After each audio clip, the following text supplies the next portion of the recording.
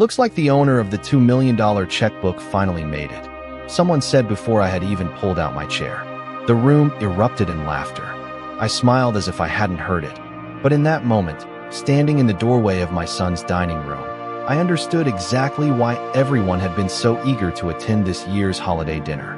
3 weeks earlier, my older sister Eleanor had passed away peacefully in her sleep at the age of 78.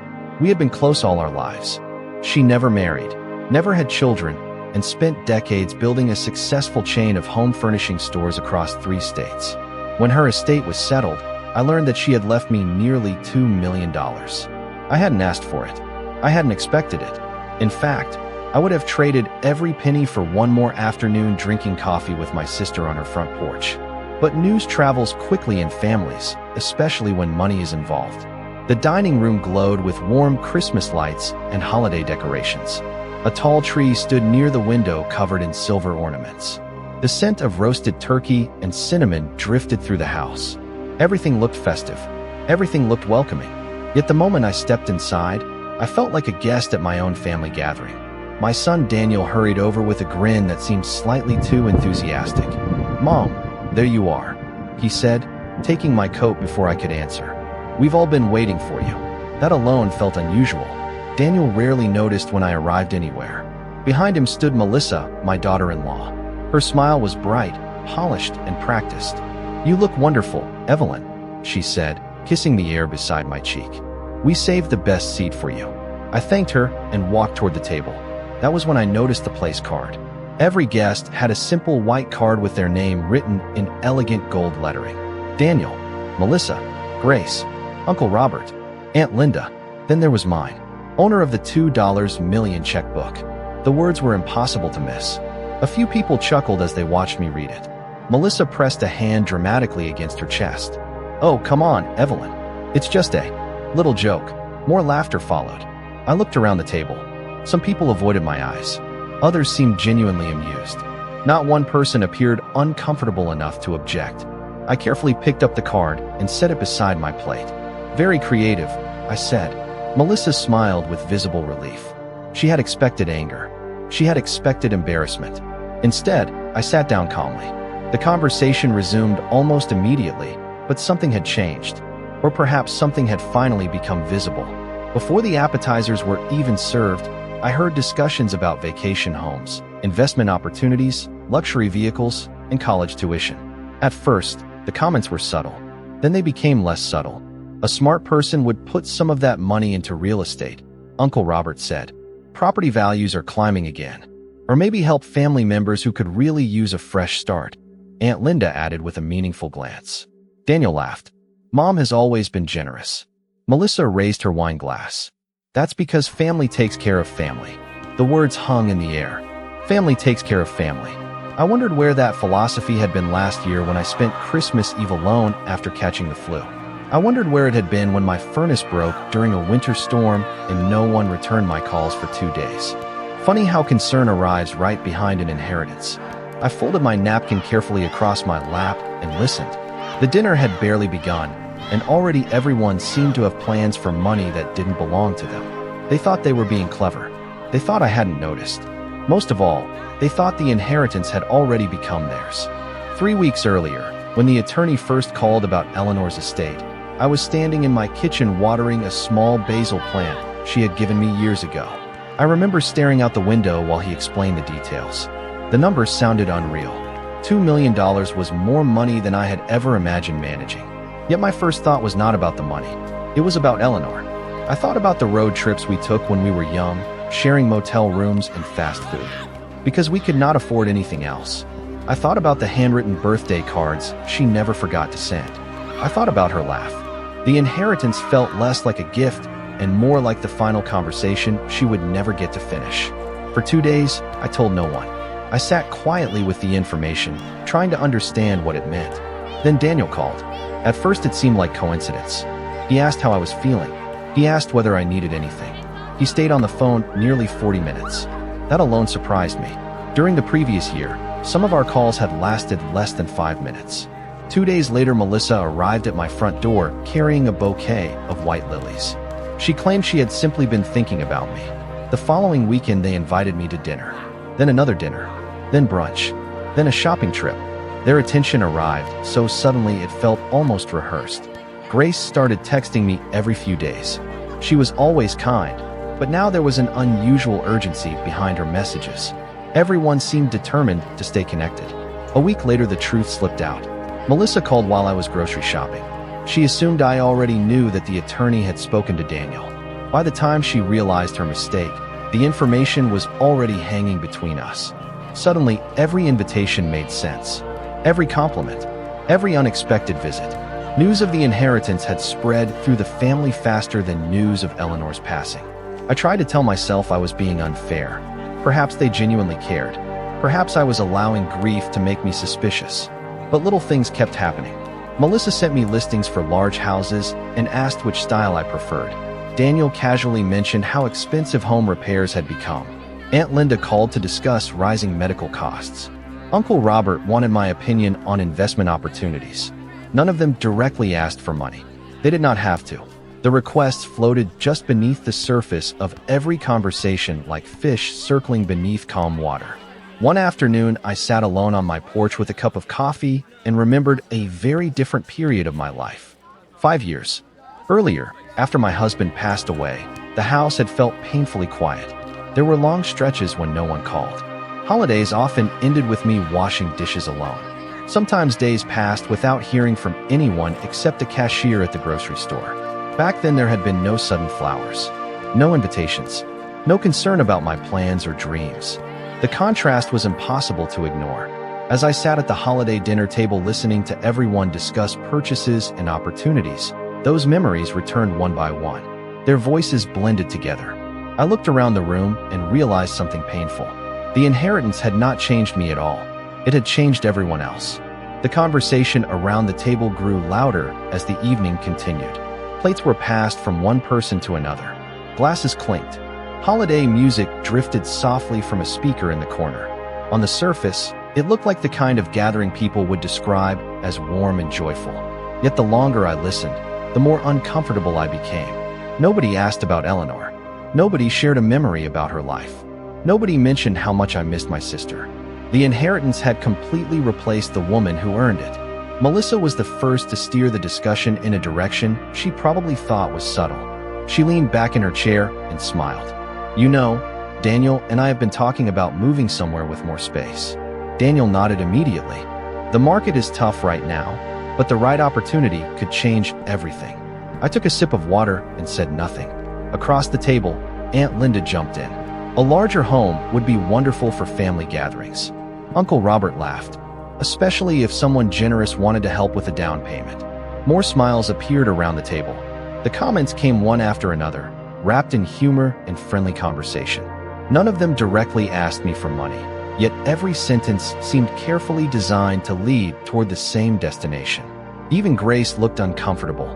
She lowered her eyes and focused on her plate whenever the conversation drifted toward finances. That was when I noticed something else. Melissa seemed to be watching everyone, every reaction, every comment. She guided the discussion the way a conductor guides an orchestra. A small question here, a suggestion there. Before long, half the table was talking about dreams that suddenly seemed possible. Dreams funded by money they had already mentally assigned to themselves. I remembered another holiday dinner several years earlier. My husband was still alive then. We had spent all afternoon preparing food together. The house had been full of laughter. Nobody talked about money. Nobody measured people by what they could provide. Back then, family felt simple. Looking around the room now, I realized how much had changed. Or perhaps how much had simply been hidden. Dessert arrived. Melissa placed a pumpkin pie in the center of the table and smiled at me. "Evelyn, you have always been so responsible with finances. Have you thought about what you are going to do with everything?" The room became noticeably quieter. Several people looked in my direction. Some tried to appear casual. Others did not bother hiding their curiosity. I set my fork down carefully. "Not really," I answered. "I am still thinking about it." Melissa tilted her head. "Well, whatever you decide, I am sure you will make choices that benefit the people you love." There it was. The closest anyone had come to saying what they were really thinking. Benefit the people you love. In other words, prove your love with your money. For a moment, nobody spoke. Then Daniel chuckled awkwardly, and change the subject. But the damage had already been done. The mask had slipped. I no longer felt confused about what was happening. As the evening continued, I listened more than I spoke. Every joke, every suggestion, every carefully planted idea became another piece of a puzzle clicking into place. By the time coffee was served, I understood something important. They were not celebrating the holidays. They were celebrating an inheritance they believed was already within reach. When the dinner finally ended, I drove home through quiet streets covered with holiday lights. The houses glowed with decorations. Wreaths hung from front doors. Families gathered behind warm windows. Normally those sights brought me comfort. That night, they left me thoughtful. The moment I stepped inside my house, the silence felt different. Not lonely, clear. I hung my coat by the door and sat in the living room without turning on the television. For the first time since learning about Eleanor's estate, I stopped wondering whether I was imagining things. I was not. The evening had removed every doubt. They had not seen a grieving sister. They had seen an opportunity. The next morning I woke early and made coffee. As sunlight filled the kitchen, I found myself thinking about Eleanor again. She had always been observant. While other people focused on what was said, she paid attention to what was left unsaid. I could almost hear her voice reminding me to trust what I had witnessed with my own eyes. Around noon my phone rang. Melissa. I let it go to voicemail. A few minutes later another call arrived. Then a text message. She thanked me for coming and said everyone had enjoyed seeing me. There was also a question buried near the end of the message. Had I made any decisions about the inheritance yet? I smiled sadly and set the phone down. Less than 12 hours had passed since dinner. The questions had already begun. Throughout the week, similar messages arrived from different relatives. Uncle Robert sent an article about investment strategies. Aunt Linda mentioned a charitable project she believed deserved funding. Daniel called twice to discuss real estate trends. None of the conversations felt natural. Every road somehow led back to the same destination. One afternoon, I met my longtime friend Margaret Sullivan for lunch. We had known each other for nearly 40 years. Margaret possessed a rare quality. She never rushed to fill silence. She simply listened. After we ordered our meals, she studied my face for a moment. "Something is bothering you," she said. I told her everything. The place card, the jokes, the conversations about spending money that was not theirs. Margaret listened without interrupting. When I finished, she slowly set down her coffee cup. "Evelyn," she said quietly, "I think there is something you should know." Her expression immediately caught my attention. Margaret was not someone who enjoyed gossip. If she chose to share something, it mattered. She explained that a few weeks earlier she had attended a community fundraiser where Melissa happened to be present. During a conversation with several acquaintances, Melissa had spoken openly about future plans. According to Margaret, Melissa sounded remarkably confident. Confident enough to discuss renovations, travel, and major purchases as though the funding was already secured. "Maybe she was just talking," I said, although the words felt weak even to me. Margaret shook her head. "No, it sounded like someone describing money she already expected to control." For several seconds, neither of us spoke. Outside the restaurant window, people walked past carrying shopping bags and wrapped gifts. Life continued as normal. Yet another piece of the puzzle had just fallen into place. When lunch ended, I sat alone in my car for several minutes before starting the engine. The situation was becoming clearer with every passing day. And the clearer it became, the calmer I felt. Because once you finally understand the game being played around you, you can stop reacting to it and start preparing for what comes next. The following week brought a level of attention I had not experienced in years. Every few days, another relative found a reason to contact me. Some conversations lasted only a few minutes. Others stretched much longer. Yet they all shared the same pattern. They began with concern and ended with money. One afternoon, Daniel stopped by unexpectedly carrying a box of pastries from a bakery across town. He had not done that in years. We sat at my kitchen table while he talked about work, the weather, and local news. For a moment, it almost felt like old times. Then the conversation shifted. He mentioned rising property taxes. He talked about maintenance costs on his house. He described how difficult it was for young families to get ahead. None of it was unreasonable. None of it sounded like a request. But beneath every sentence was the same quiet expectation. I listened carefully. When he finally left, I stood at the window and watched him drive away. I realized something that saddened me more than anger ever could. Daniel was no longer speaking to me as his mother. He was speaking to me as a financial opportunity. A few days later, Melissa invited me to lunch at an upscale restaurant. She arrived wearing a bright smile and greeted me with unusual enthusiasm. Throughout the meal, she complimented my judgment, my generosity, and my strength. She told stories about how much the family admired me. It was almost impressive. Years earlier, those words might have touched me. Now they felt rehearsed. Near the end of lunch, she casually pulled out her phone and showed me photographs of homes she claimed to be considering in the future. Some were large. Some sat on several acres of land. One had a guest house. "It is probably unrealistic," she said with a laugh. "Unless life surprises us." She looked directly at me when she said it.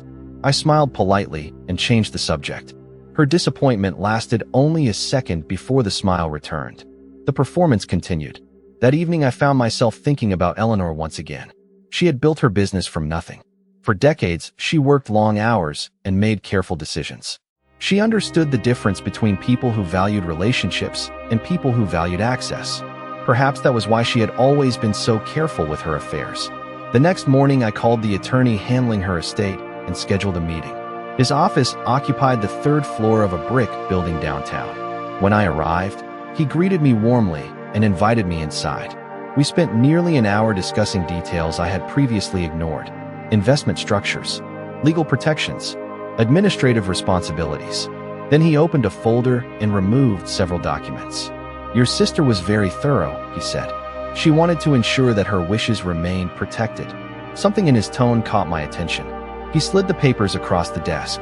As I began reading, I realized there was far more to Eleanor's plans than I had been told during the initial meeting. Certain provisions had been designed with extraordinary care. Conditions, safeguards, instructions. By the time I left the office, the afternoon sun was beginning to fade. I walked slowly to my car, holding copies of the documents in my hands. For the first time since the inheritance became public, I felt completely calm. Because while everyone else had been busy making plans for money that did not belong to them, they had overlooked one very important detail. Eleanor had anticipated far more than any of them realized. For the next several days, I kept Eleanor's documents locked inside a drawer beside my desk. I did not tell Daniel about them. I did not tell Melissa. I did not tell anyone except Margaret. The more I thought about what the attorney had shown me, the more I understood why my sister had been so careful. She had spent her entire life observing people. Success had taught her an uncomfortable truth. Money does not change character. It reveals it. One evening, I sat in my living room rereading the papers while a winter storm moved through town. The wind rattled the windows and tree branches scraped softly against the roof. Inside one folder, I found a handwritten letter Eleanor had left for me. Her handwriting was instantly familiar. Neat, precise, unmistakably hers. The letter was not long, but every sentence carried weight. She wrote about gratitude. She wrote about independence. Most importantly, she wrote about pressure. Eleanor warned that people often become strangely entitled when they learn someone else has received an inheritance. She encouraged me to make decisions based on my own values rather than other people's expectations. As I finished reading, I felt as though she were sitting across from me offering one final piece of advice. 2 days later, Melissa called again. This time her tone sounded unusually cheerful. She explained that several family members wanted to organize a special gathering after the holidays. According to her, everyone simply wanted to spend more time together. The invitation sounded innocent enough, but experience had taught me to listen carefully. "That sounds nice," I replied. "What is the occasion?" There was a brief pause. "Nothing specific," she said. "Just family." Yet something about her answer felt rehearsed. After we ended the call, I immediately suspected there was more to the invitation than she admitted. My suspicion grew stronger when Daniel called the following morning. He mentioned the same gathering and seemed unusually eager for me to attend. By the end of the week, 3 different relatives had reminded me about it. The enthusiasm alone was enough to make me cautious. Meanwhile, Margaret continued hearing things through mutual acquaintances. At another community event, Melissa reportedly spoke about future plans with remarkable confidence.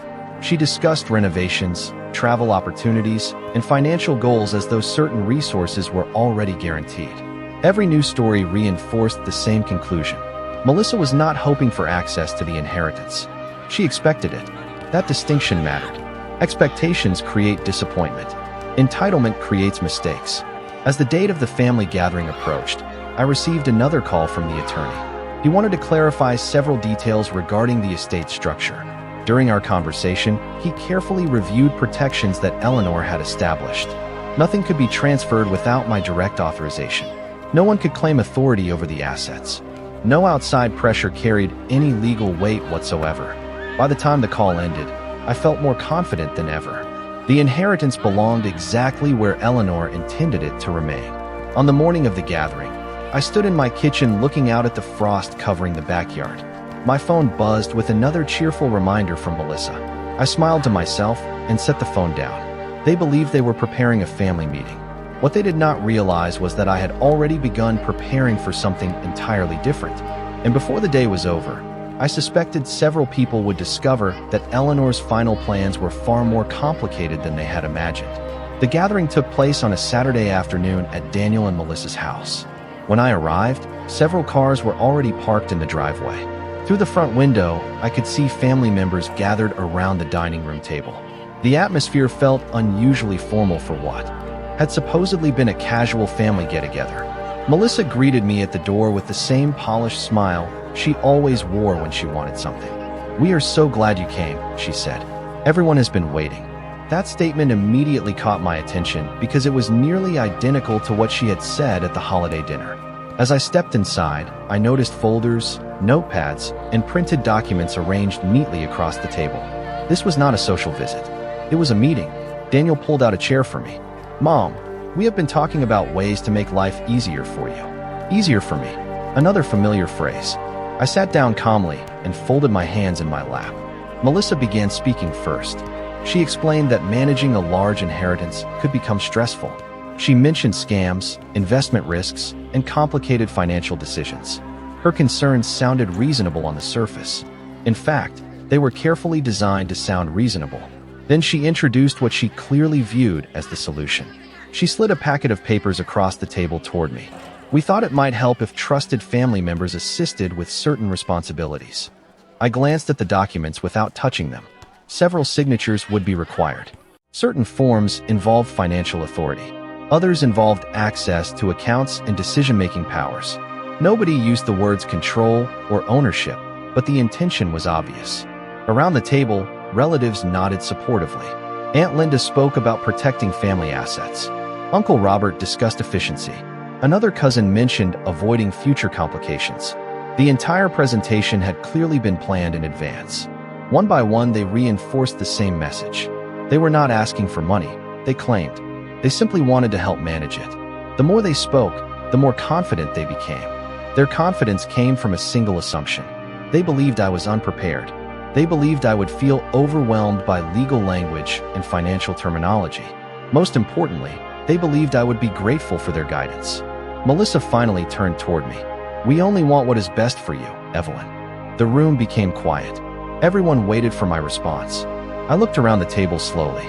Some faces appeared hopeful. Others appeared nervous. A few looked almost excited. For a moment I said nothing. Then I smiled. "I appreciate the concern," I replied. Relief immediately spread across several faces. Melissa looked especially pleased. She probably thought the conversation was moving exactly as planned. "That is wonderful," she said. "We knew you would understand." I nodded thoughtfully. "In fact," I continued, "before making any decisions, I think it would be wise for everyone to hear directly from the attorney handling Eleanor's estate." The reaction was subtle but impossible to miss. Melissa blinked. Daniel shifted slightly in his chair. Uncle Robert stopped smiling.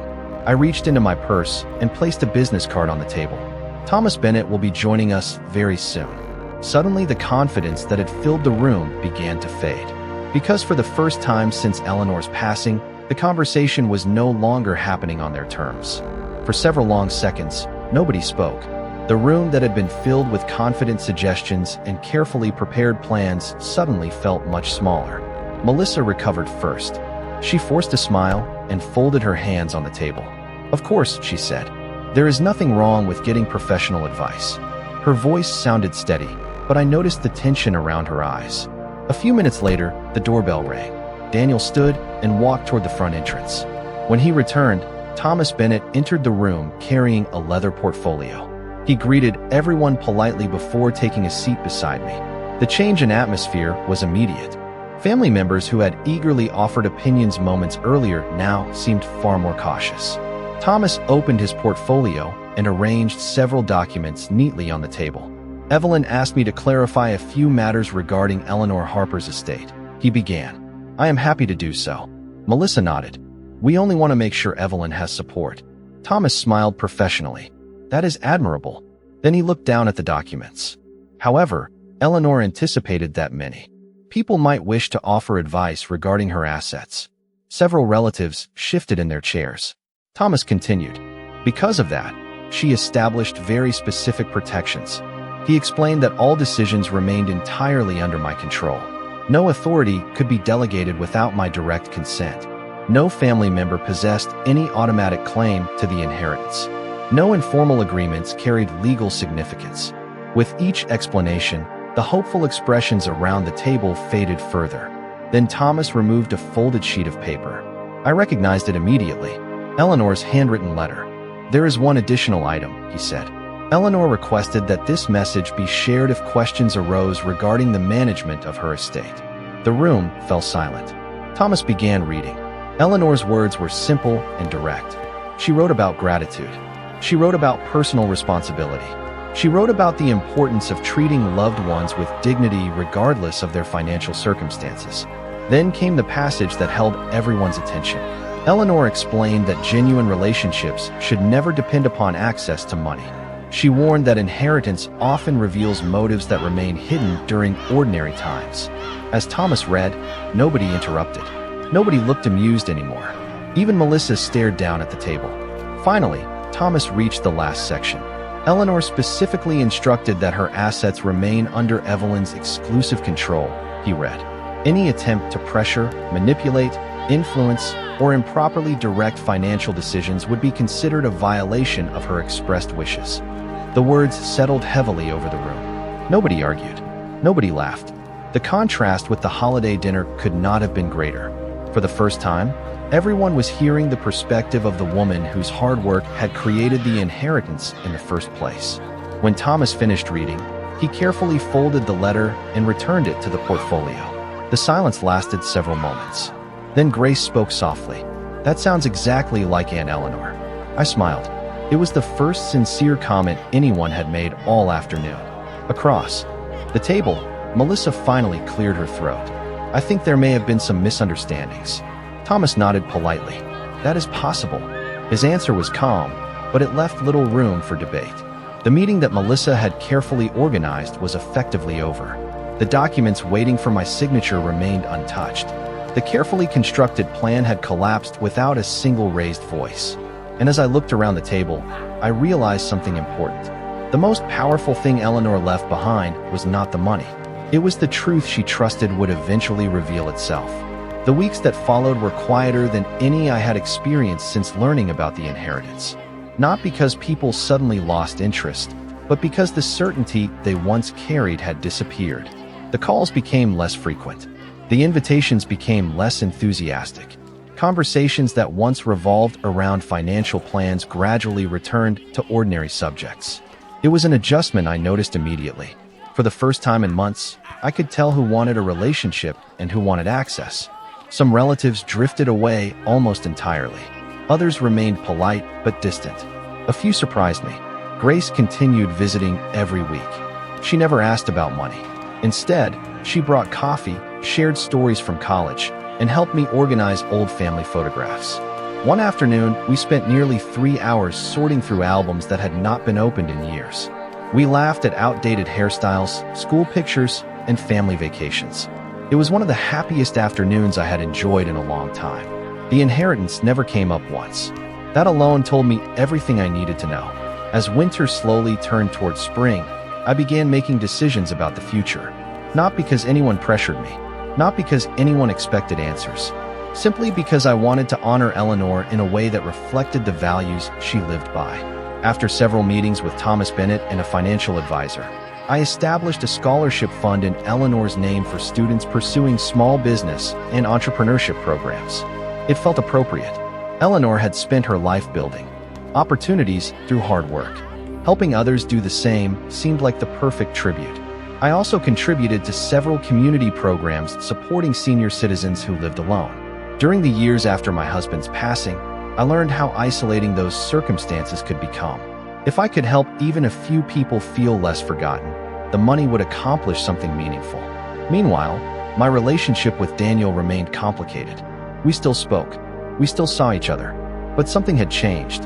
The illusions were gone. For the first time, we were dealing with each other honestly. One evening, he visited my house alone. We sat together on the back porch as the sun disappeared behind the trees. After several minutes of silence, he finally spoke. I think we got carried away. It was not a dramatic apology. It was not perfect, but it was sincere. I appreciated that. Sometimes growth begins with a simple acknowledgement of the truth. Melissa never offered a similar conversation. She remained polite whenever we crossed paths, but the warmth she once displayed vanished almost overnight. Strangely, I did not resent her for it. Her behavior had revealed something important. Not about her, about me. I had spent too many years worrying about being useful to other people. Too many years believing love had to be earned through sacrifice. Eleanor's final gift taught me a different lesson. Real relationships survive disappointment. Transactional relationships do not. By the following holiday season, life looked very different. The gathering was smaller, quieter, simpler. There were fewer guests around the table, but the atmosphere felt warmer than it had in years. Nobody discussed investments. Nobody hinted about financial plans. Nobody treated me like an opportunity.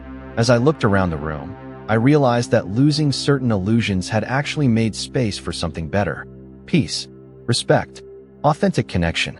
The inheritance remained exactly where Eleanor intended it to be. But the most valuable thing I gained was not financial security. It was clarity. They thought they were competing for money. In the end, the people who mattered chose something far more valuable. They chose the relationship. And those are the people who remained.